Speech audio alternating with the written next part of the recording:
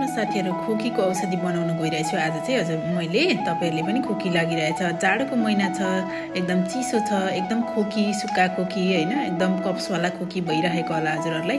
अदुवालाई सबै उकाएर यसलाई फेरि सफा गर्नुस्, धुनुस्, यस्तो अवस्थामा बनाउनुस्।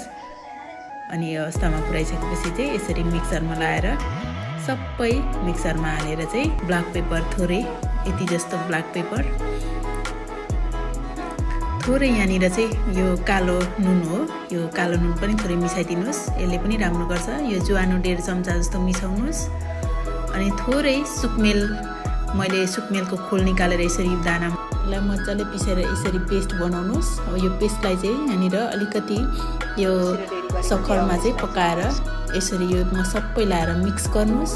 यसलाई मजाले पकाउनुस्, यो अवस्थामा सम्म बनाउनुस्, यतिको फ्लेभर आउने गरी पकाउनुस्।